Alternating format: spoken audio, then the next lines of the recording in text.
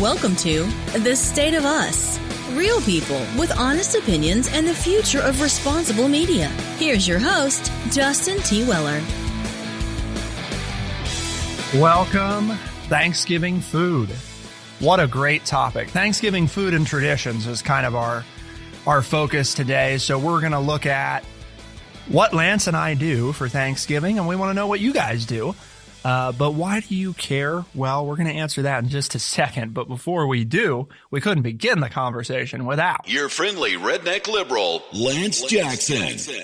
Best holiday of the year, not necessarily obviously because of the food, but because it's the great time for the families to get together and you're not as stressed out about having bought Christmas presents and making sure everybody has everything and getting things wrapped and all that. Just a lot more of a relaxed atmosphere with the family. That's what I like about Thanksgiving the best, followed closely by the food, but just the more of the relaxed atmosphere on the holiday and everybody getting together. With my family, it's been a slow transition. I've been easing it into basically Christmas being the second Thanksgiving, because I've continued to mimic basically the same meal that we do for Thanksgiving at Christmas and timing it about the same. Because now there's no one in the family, because we're at that point where, you know, the youngest people are around my age, a couple years below me. So nobody's a kid, you know, a small child anymore. Nobody's getting up early. Yeah. The youngest, I think, is 18. So there's none of that, you know, there's no more of the, well, you know, we have to get up early and open all the presents and all. There's not as much of that. I mean, obviously there's still presents and stuff, but it's not quite the same.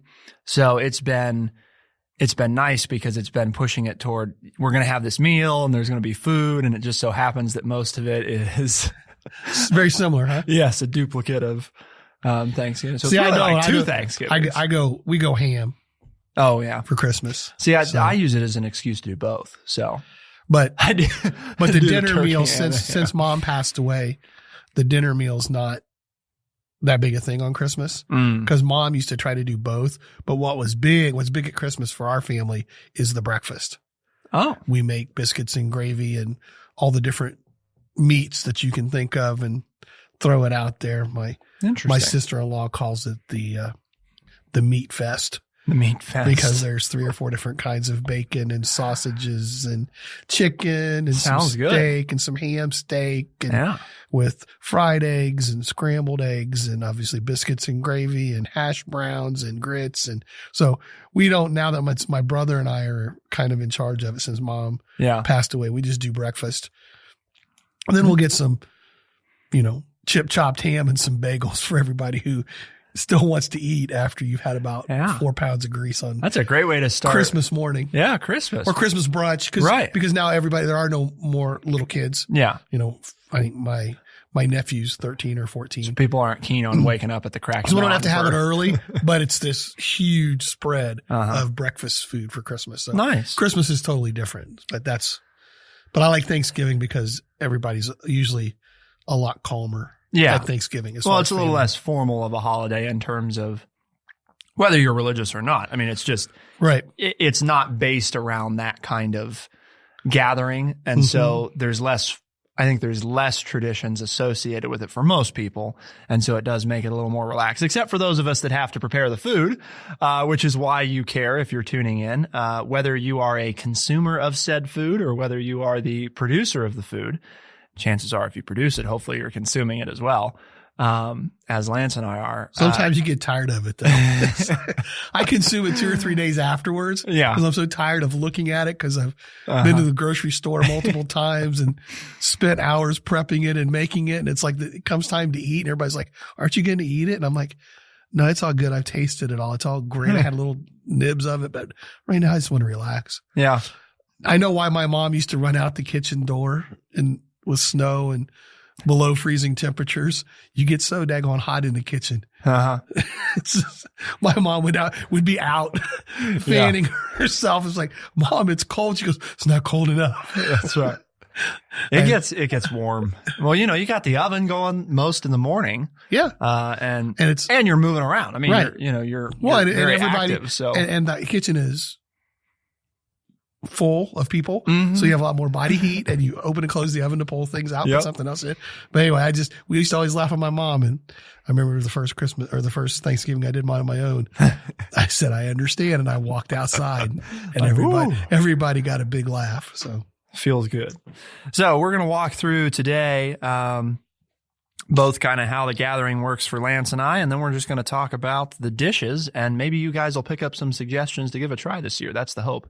So definitely a good... and send some our way too. Yeah. Send some suggestions, what you do, because we're always looking to try some things. I mean, you picked up something this year that you're going to try. Yep. So for your stuffing, or at least one of them. Right. But let's get into it. So who comes to Thanksgiving for you, Lance? Who do you got? Is it the whole family? Is it just everybody? No, it's my brother and his family typically. Okay. And you got your daughters. And my daughters come in, and right now, every once in a while, they'll bring somebody, that neither one of them are married, but sometimes they have somebody, or in college, they'd have a roommate or whatever. This year, we've invited a young family who can't go back to their parents' home. So I'm a little trepidatious. We're going to have 16. Wow. And typically we have somewhere between 10 and 12. So, right. So the whole seating, my wife's been out buying more cutlery and more plates because we don't have 16 of anything. Right. So. Well, yeah. How often do you need that many? Thanksgiving. But this one's going to be a huge one, but typically it's my brother's family, and my daughters. Yeah. So, okay. For me, it's because obviously, the past couple of years, it's been up in the air depending on which year it is, whether I'm with my side of the family or whether we're with Brett's side of the family. Actually, I don't think we have yet been. No, we haven't. I have not been to a Thanksgiving with Brett's family. Okay. He has been to one, since we've been together, but I think that was the first year. Mm-hmm. And because of scheduling stuff, we weren't together on the day. We just went and saw families. Sure. And then since then, I guess the past 2 years or 3 years since then, I don't know why, but it just hasn't worked for whatever reason. To head that way towards his parents. Heading to Chicago. So it's typically, obviously, with my side of the family, any of the grandparents that are alive have been there. And that would be both sides typically. Mm-hmm. But now there's just one living. So grandma's there. At least one set of aunt and uncles. Okay. Is pretty typical. So usually it's in that similar ballpark. Yeah. 10 to 12 is typical. This year though, it's going to be bigger. Okay. It's going to be right around 16. Same for you too. So yeah, funny, but yeah, it'll be about the same, and it's actually at my aunt's house this year. So, okay. It's typically at my parents' house, but, every once in a while it rotates off and somebody else does it. So usually even when it rotates, the food situation doesn't change much. So, gotcha. Different people will host. Yes. But the food still. The people who make the certain dishes. I don't want to jump the gun. Mm-hmm. So does that mean you cook in your own kitchen and then transfer everything? Yes. Oh. Typically. Man, I can't imagine doing that. Yeah. It's better than going there and trying to cook it. Oh, sure. No. Yeah. I even though it's inconvenient to move the stuff, it's much better than being in a foreign kitchen and trying to, put it all together. Not that the kitchen doesn't have what you need, just that it's like, I don't need the extra of trying to figure out where everything is or whether you have the same kind of thing. It's like, nah, The problem with our house is we have plenty of room for everybody, but we don't have enough room. We don't have one room that's big enough to really sit down and eat. Right. So we cleared out a room, and we're going to make it work, so that everybody can sit and face each other. But that's the only thing I don't have is that big, huge, like my mom always made sure she had a big formal dining room that would flow into a living room or do something else. Yeah. Another room of some kind where she could put up another table and, expand. We all used to laugh and, the kids' table, and the kids started being in their 20s, and with their spouses. And, the kids' table. Who got to sit at the adult table, even though you're all in your 20s or 30s. Right. So that's the only thing is packing all these people in has got me a little bit, Yeah. But it's nice. I mean, but as far as then before and after, the house is, it's an old farmhouse, and they pretty much had almost like a summer kitchen. Mm-hmm. And, it was built back in the late 1800s. So there was nothing for a refrigerator or, a china cabinet or a microwave or, all these other things that now we have.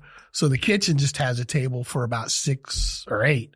So that's my only thing is I wish I had a big, nice dining area for everybody. And I don't, but it's always worked. Yeah.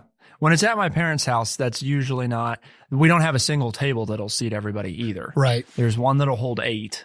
And then the other one is, you add on to it to fill up what's on the left, but they're kind of almost in an L shape. So the kitchen runs east and west and the dining room runs north and south and is open. Okay. It's an open, there's no door or anything. So you're not all at the same table, but I mean, everybody's within talking range. Sure. That's what you want. Right. Yeah. So even though it's not all set at the same table, what about any particular traditions on our end? We've got, the only thing that really comes to mind is when it's at my parents' house, myself or my mother take time to pull out all of my great grandmother's china, and I set the tables with a white tablecloth and goldware. Yeah. Gold plated ware. And of course, that's the only time you use it because you can't dishwash the stuff. So it's not practical to use it all the time. But that's the only thing really, I guess, that comes to mind as far as tradition goes, is the way that we choose to set the table. Well, like I said, we don't have 16 of anything. Right. So this year it'll be my wife has gone out and bought some extra dishes and platters and serving wares. But I would say the one tradition, and my wife even said, well, is it time to stop, is she makes a sugar cookie dough, and she has a form in the shape of a turkey. And so they're called turkey cookies, but I wanted to explain that because everybody's like, you made cookies out of turkey? But she makes these sugar cookie dough. She makes a sugar cookie dough and then bakes these cookies with the little neck and everything. And then you put food dye in white icing. And then as kids, the grandkids, mom's grandkids would decorate them, and you'd have yellow, green, blue, and some of them made them brown and made them look good. And some made psychedelic. Well, now nobody really wants to decorate them. Everybody's gotten older.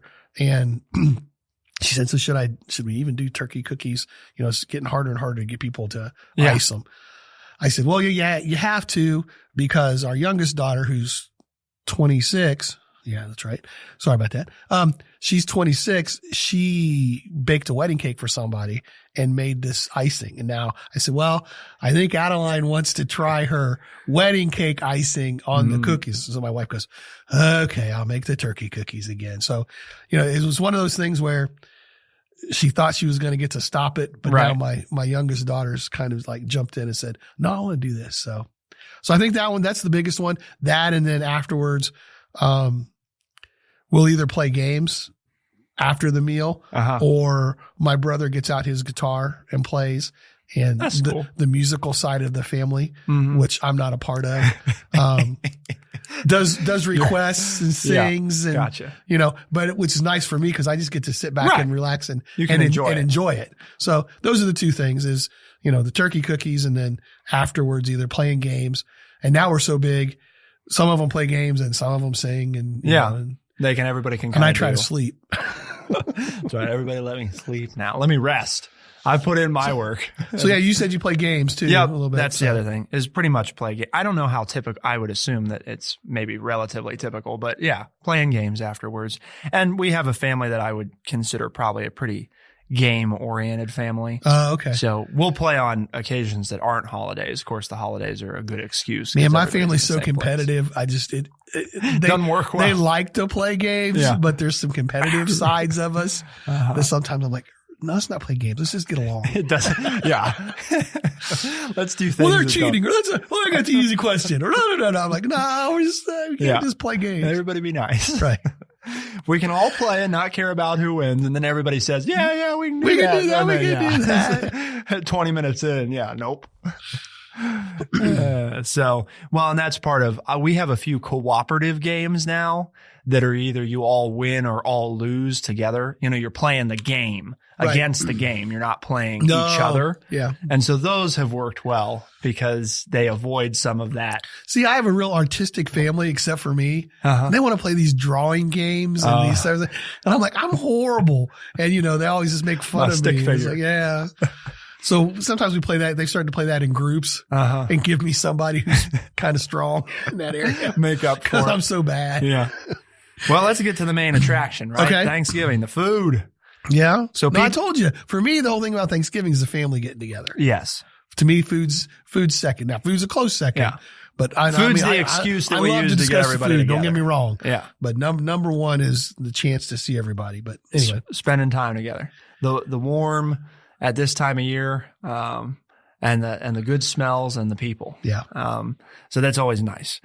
But obviously the food is the excuse that we're using to all gather. Come together. That's right. And since Lance and I are the respective majority preparers, right, there's some things that we don't do. A lot of people have their hands in it. Yes. But the fancy term is we got some sous chefs out there. Right. Yeah. We got some sous. Yes. So let's talk about people arrive, right? And it's not time for the meal yet. So they're munching. Yes. What do you do for munching? For munching? For the people that want to munch. Do they just pick on the things that are already done? Or? No, I have. Hands off. No, not that I care. But it's usually not done. Right. They arrive early. Yes. There's a lot of talking and everything, and visiting that goes on and everything while the meal's being prepared. But I put out, a couple of cheese balls. Yeah. And I just store bought. I'm cooking everything else. Yeah, right. Yeah. Pretty much. Don't have time to make the cheese balls. Excuse me. But there are cheese balls and crackers are out. I gave you this morning some of the Chex Mix. I make 2 different kinds or 3 kinds of Chex Mix. A regular, a really spicy, and sometimes I'll make what we call puppy chow, the chocolate and the confectioner sugar. That's out there. I'll make a buttermilk cake, which was my grandma's. The grandkids call her Granny. My grandma's. It's very basic, just flour and buttermilk, basically, with some vanilla and sugar. And you can eat it plain or put anything on top of it. We like to put peanut butter on top of it. Wow, you get cake for appetite or snacks. Yeah, well, people come, it's like I tell people, the door opens at 8 or 9 because I'm usually up by 5 or 6. Right. So, you can come whenever. The first thing I do is put the buttermilk cake in and then put the turkey, as soon as I pull it out, the oven's heated up and I put the turkey in. So the buttermilk cake is fresh. And then I've made chocolate chip cookies and what we call loaded oatmeal cookies. You make them with oil instead of butter. You make them with oil, oats, sugar, brown sugar, raisins, walnuts, and chocolate chips. Okay. And so there's sweet. Some appetizers. There's some, and then a fruit tray. Yep. And a veggie tray. Ours is always a hodgepodge. Because I've got this group of people now they don't eat meat. I don't know. They're kind of, they're my family. I love them. But there's this group of people. It's like, I can't eat that. That's made from animal. I'm like, yeah, okay. So I, make sure I have the veggies there. Got to have some healthy stuff. Right? These are for you guys. Yeah. You sit over. So you try to accommodate everybody because you're bringing them to your home, right? So you you want to be conscious. I really do. I really try. I don't understand it, but I do on an intellectual level. But it's like, dude, this is Thanksgiving. If you can't, yeah. But yeah, so it's quite a spread for early. Yep. Yeah, it's similar in that there's quite a spread. It's a wide variety. Because it's 4 or 5 hours until we eat. You got to have from the time people show up. You got to keep people. So how about you? What do you have out there? Fed. Well, always a cheese plate. Family's big on just cut cheese. You know what I mean? Just gotcha. Nothing fancy. Okay. No fancy cheese balls. I love cheese balls, but I do too. No fancy cheese balls. That's kind of why we have them. It's because that's what I like. That's like the one thing that I kind of, you guys don't eat this. Cheese ball. It's okay. I got cheese ball for all weekend, Yeah. So always cheese, usually a variety. Okay. And crackers. So cheese and crackers. Put the cheese on the cracker, kind of thing. Do you do any like beef sausage or anything like that, or just the cheese and crackers? Yeah. And then some deli type meats. So usually there's some salami rolled, pastrami, that kind of stuff. So a good, nice mix there in terms of you can eat some of that stuff together if you want to, or you can just eat it by itself if that's your fancy. There's been guacamole and chips a few times. Oh, yeah. So we're throwing in some Hispanic. That's right. Yes. I don't even know if that's true or not. I don't. That's what we always associate it with is at Mexican restaurants, but I don't know if its origin is actually there or not. But it's something that we pretty much most of us like. So that sometimes makes an appearance, not always. Deviled eggs usually makes, which is odd time of year. Typically, we're thinking spring, summer kind of. Right. But nope, deviled eggs is a favorite of the family. So they make an appearance. That's what I mean. It's not very seasonally appropriate. If you were getting into the time of year you're in, and there's always nuts. An assortment of nuts. Okay. Yeah. So that you can. Usually they're divided up. Like into their own respective, so you can mix your own. You can choose which ones you like. Got your almonds, your cashews. Mm-hmm. Okay. Yep. So, which works well for me because most nuts I'm not a big fan of. So I love cashew. I mean, I haven't met a lot of people who don't like a cashew. Of course, it happens they're the worst for you naturally, are the ones that I like the best. So I made one year though. And I don't make it anymore because I don't go to the hassle. Roasted pumpkin seeds. I've heard about that. Never done it. Yeah, they're pretty good. I mean, it depends naturally a lot on how you roast them as far as what you put on them. But the hardest part is getting them clean. That's why I don't do it anymore. Is because once you've got them out of the pumpkin, it's terrible. Trying to get the, pumpkin off of the seeds is just a nightmare. But if I suppose I could look, maybe you can buy pumpkin seeds. I'm sure you can. Probably. Yeah. So yeah, that's most of it. And then it's just, odds and ends. There's some salsa if there's chips, the guacamole, olives, a few other things. So basically things that go with either the cheese or the chips or the nuts. Gotcha. Is the, Yep. So that's the appetizers. Okay. Sounds good. Yeah. Side dishes. So what makes it on the table for side dishes? A side dish. Anything that's not the main course. Which I guess we'll say in this case for you and I is the turkey. Okay.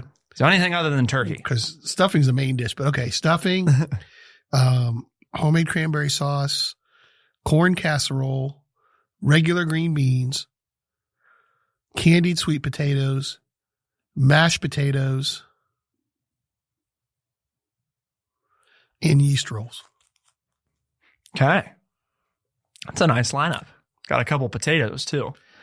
Well, some people like the candied jams or sweet potatoes, and other people like mashed potatoes. So you please everybody. Yeah. A little bit of everything. Yeah. I can't get past the stuffing. So after the stuffing, the corn and rolls. Yep. I mean, if I could really fill my plate, I would have, it's this corn casserole that my mom makes real simple. And, but it's, whole kernel and cream style corn, which nobody's allowed to eat cream style corn anymore. It's not healthy for you, but I grew up on cream style corn. I love cream style corn. So I make that casserole and then some stuffing and 4 or 5 yeast rolls with a stick of butter. I'm set. With a stick. I don't need anything. You guys don't even have to pass anything stick down. Of butter down here. You guys don't even have to pass anything down. Yeah, sometimes I, stay in the kitchen and I'll just melt a bowl of butter for myself, Oh, what's in there? Nothing. Just it's my bowl. Cook's preference down here. Just some odds and ends I put together, that butter dipping bowl. Weren't good to put on the table. That's a good idea. I'm going to do that. And that's really all, Yeah. That's, if I had my druthers, I mean, because you made it, I feel obligated to take a little bit of everything so that everybody knows. But I think the one thing that's different is we don't make that green bean casserole because everybody just likes green beans. Just by themselves. Yeah. Well, with tons of bacon grease. Yeah. I mean, cooked down to where they're limp, they're not bouncing off the plate or anything like that. Yeah. El dente. No, not at all. Okay. So yeah. How about you? Or I'm not sure if I said that. Did I have enough? I would have said al dente, but I'm saying, what do I know? Yeah. I say Uranus. Al, not yeah, Al. Yeah. It's Al's. That's right. It's Al's dentist. Yes. Al is French. So I don't know. But yeah, so yeah, it's a big spread. Mm-hmm. I mean, it is just to try to find the serving dishes and, you know, like we were talking off air to try to get everything on the table with some kind of warmth in it because, you know, it's a typical oven. I've got more than 4 trays. You know, I've got more than 4 entrees that have to go in there. So anyway, 4 side dishes. But anyway, so what do you have? So you heard mine. What do you have? Well, we do. So you try to get stuff on the table, right? So it's yes. Okay. Yes. And since we're going to have like 3 different tables this year or 4, now I've got to have, you know, multiple things. You know, usually it's 1 or 2. Right. And to just pass from the ends to the middle. Yeah. So we'll see. But it's sit down in the serving containers. And ours is sit down too, but it's a hybrid buffet. So it's. See, I like that. My wife doesn't want that. So that's my giving it to my wife. She wants to have a total sit down. Yeah. Because I've tried a buffet for like the last 5 or 6 years. Yeah. Like it'd be so easy to pull this. We've got this whole big kitchen table that we don't use. That's right. Because everybody can in come another room. And, just go around, fill your plate. Yep. But go ahead. I interrupted. No. So we start with everything's, you know, wherever the buffet is. Like there's in both my aunt's house and our house, there's an island, you know. So not really like a full table, but enough space to put most of the stuff. So it's the kitchen / island area is occupied with pretty much whatever's available, you know, all the dishes. And then once the meal begins, the most common things like the mashed potatoes, the stuffing, and the turkey all also are on dishes on the tables so that you can refill without leaving the table. So everything's there to fill your plate. Yes. But if you want seconds, you take bowls of whatever. Yeah. Okay. So what do you have? I mean, so the Styles buffet, you mentioned mashed potatoes. Yep. Mashed potatoes are a big one. And I make my mashed potatoes now with gold potatoes. So this may be different than what most people use, you know, the russet potatoes. But right. Nope. Ever since I first had a gold potato through Blue Apron. Yeah. I'm like, I don't know why anybody would ever want a russet potato again. You're a finicky connoisseur of potatoes. Huh? Apparently, yes. And I would have had no idea because I mean, I grew up on that was all that mom bought was, you know, you didn't buy any weird red potatoes or gold potatoes or none of that. Right. The only challenge is that the yellow or the yellow, whatever you call them, gold potatoes, you know, preference, I suppose. The gold potatoes usually aren't quite as big as the russets. Right, you got to peel forever. Well, I did I that don't this peel year. them. Oh, and I did not like.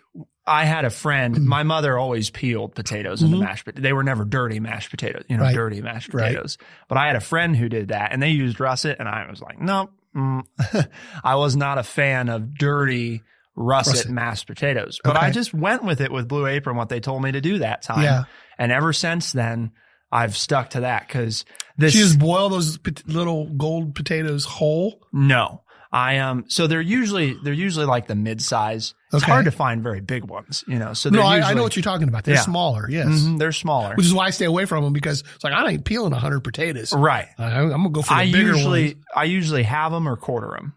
Depending on their size. And then you just throw them in, you know, so you have part of the inside exposed in the skin. Just throw them in the water with your salt or whatever. Yep. Okay. The salted boiling water.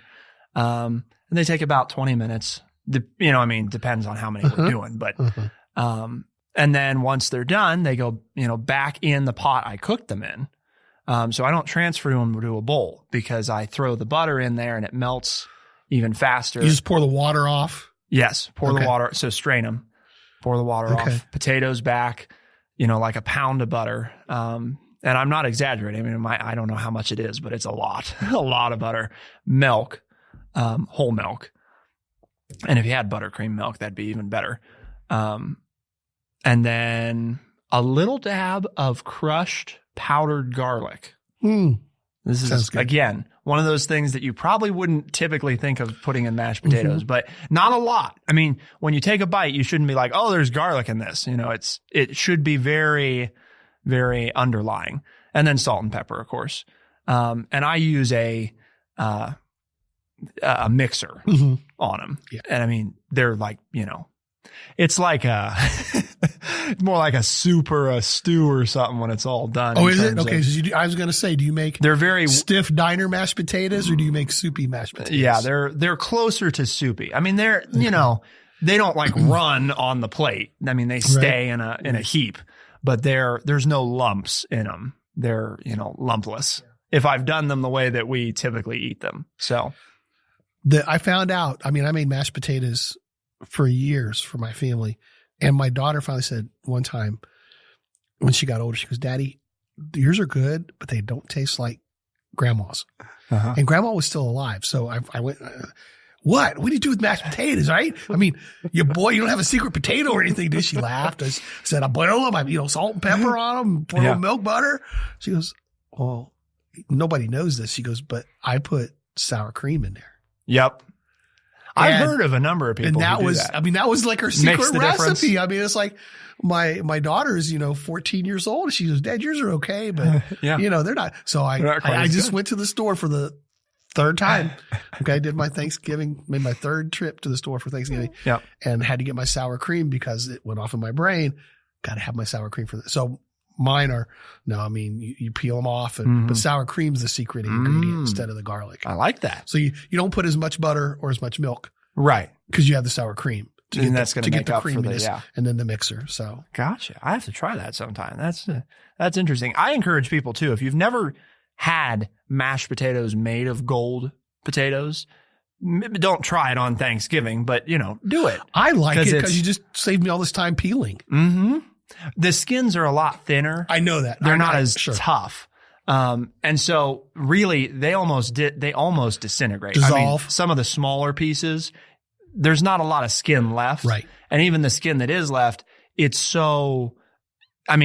wouldn't even know that it's there except for you can see little especially gold after pieces. you run the mixer and everything else. Yeah. No, I can see that. I'm like, oh wow. I hated peeling potatoes. So that saves me another 15, 20 minutes. I don't have to peel potatoes.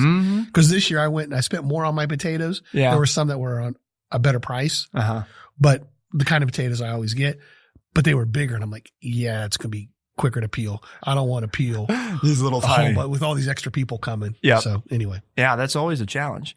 I do not think, potatoes, looking at the time, I am amazed, but we are not. There's no way we're going to make it through the rest of everything that we do in 2 minutes. So, but quickly though, what else do you have? Yeah. So you mashed potatoes. Usually there's only one stuffing. This year there will be 2 different stuffings. I'm making one that people who prefer a more traditional stuffing can enjoy. And then I'm making one that's more pretty much a casserole, I mean, stuffing is like a kind of casserole, but yeah. But we both bake our own bread. Yes. Both make the bread for the stuffing. Okay. So one will just be white yeast bread and the other one will be cornbread. So that you've got. Mine's all cornbread. Yes. But we bake our own, both do our own bread. Yes. Both make the bread for it. And then, so you got mashed potatoes, 2 different stuffings, green beans.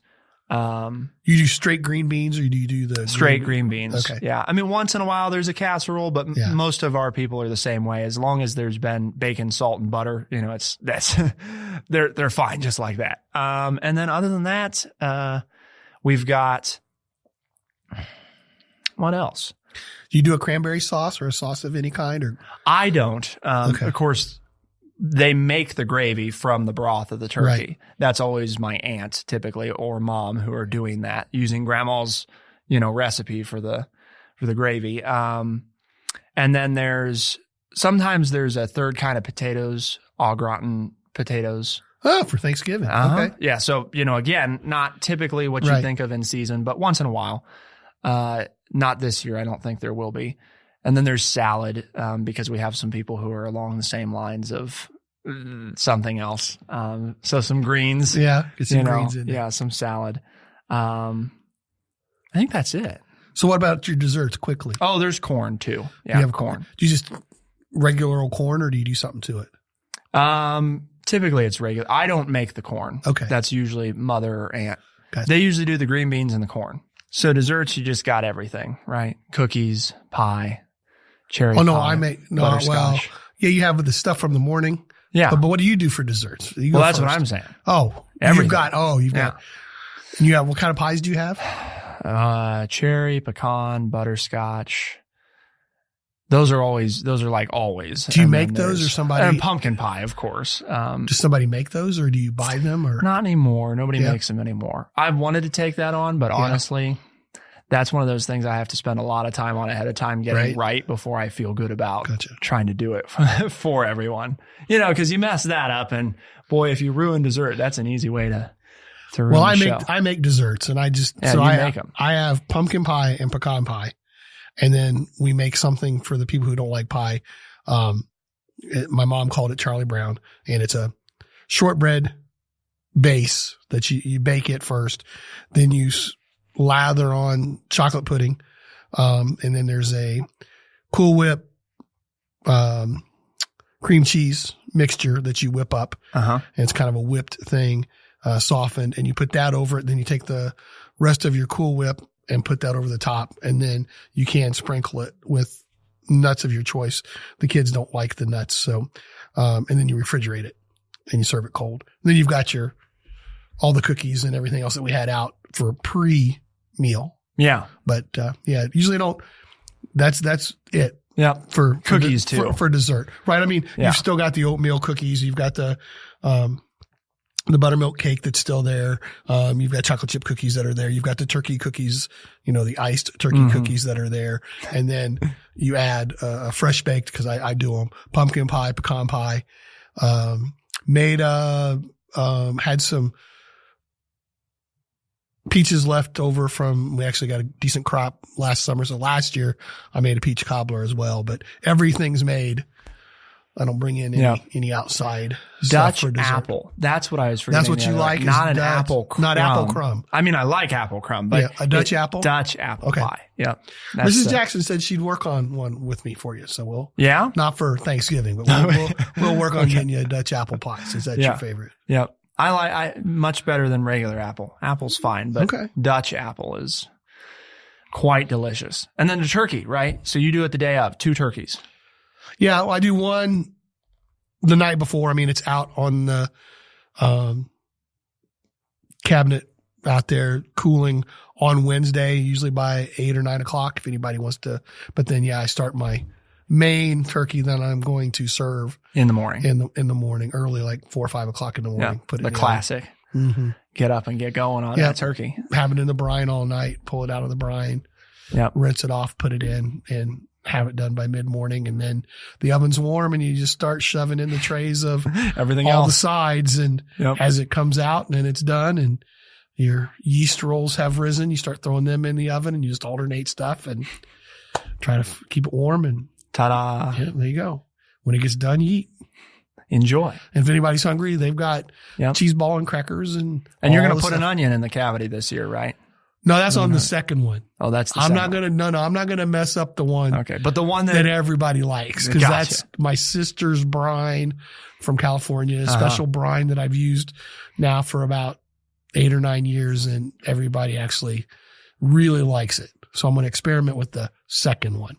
Gotcha. That's kind of the leftover. If they go through the first 20 pounds of turkey, then there's this one that people can get more turkey from. So, but for everybody else, I slow roast overnight. I've been doing it for 3 years now, and I have decided it's far better than the way I used to do it, which was the way, you get up and most of the process that Lance described. And I had good results with that, but this has proven, despite what you would think, to be much easier. I put it in the night before with everything that I want as far as flavoring. So you got the onion, the apple, the garlic in the cavity, and salt and pepper. And I inject the turkey with melted butter, and then slather the skin with it. So gotcha.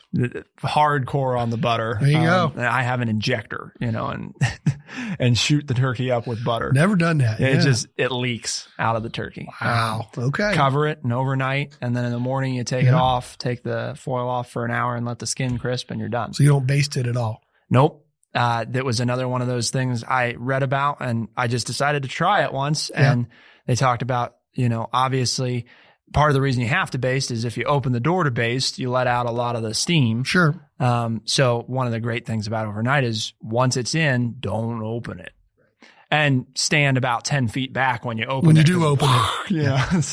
All the steam and moisture and everything comes flying out at you. Yep. But it probably makes your kitchen smell really good. It does. Yeah. The whole house for, a couple days. That's awesome.